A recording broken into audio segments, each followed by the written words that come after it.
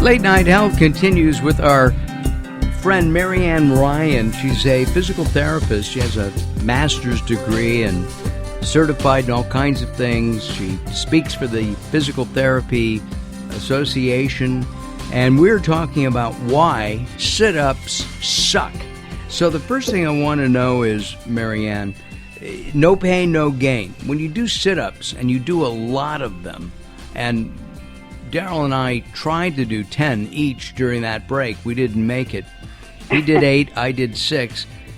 It hurts. It's painful in that area, okay? Because you're trying to crunch in and do them where we think is correct.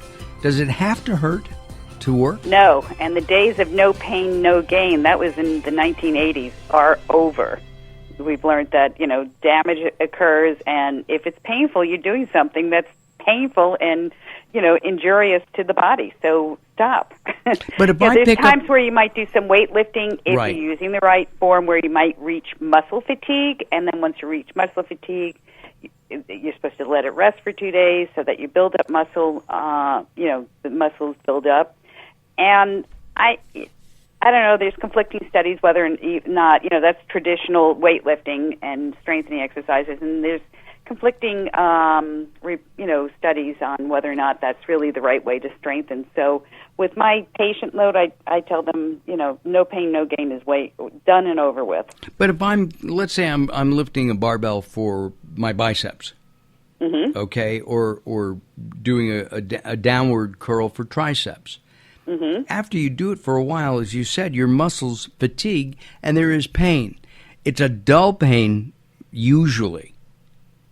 Mm-hmm. Okay. Well, what it is a buildup of lactic acid because your muscles fatiguing, and there's there's like failure there, and that's supposed to stimulate growth after.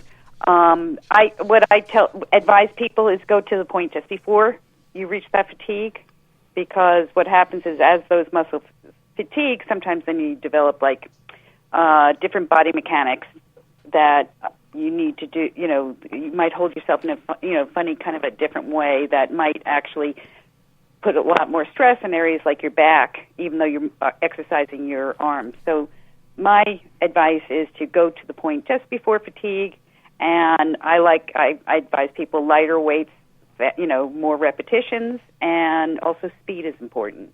Speed. A lot of people think, you would be surprised with hardly any weights. If you do a lot of exercises, like even dance classes, Right.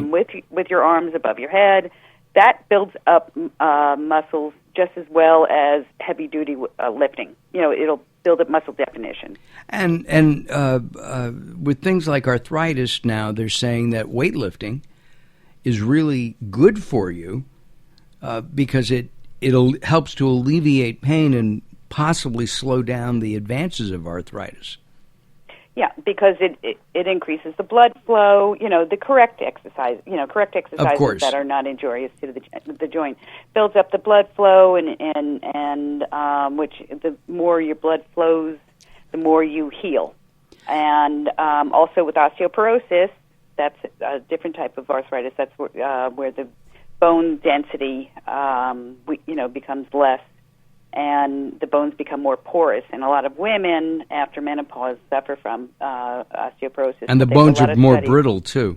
Yeah, exactly. And so, and a lot of studies have shown now that weightlifting can help not only prevent it but also reverse some osteoporosis. Oh, my goodness. Weight-bearing exercises. Mm-hmm. We're just about out of time. If you want, go to babybodbook.com. There's a free download there. Search around or go to our website or check out our newsletter, and you will be able to see a link that Marianne has provided. There'll be 4 exercises that she will show you how to do, that you'll be able to do, and these are these, in quotes, easy exercises, Marianne? In other words... They're gentle, simple exercises that will help you learn how to start training the inner muscles, your inside part of your body. To get that flat look on your tummy. Exactly.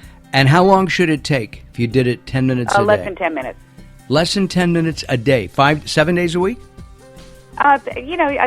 People have really good results doing it 3 times a week. Wow. That's terrific. The author of Baby Bod, groundbreaking program for pregnant and postpartum women, and Daddy Bod is coming soon. I'm Mark Alyn. Thank you, Marianne, and thank you at home for tuning in to the Insane Daryl Wayne and me.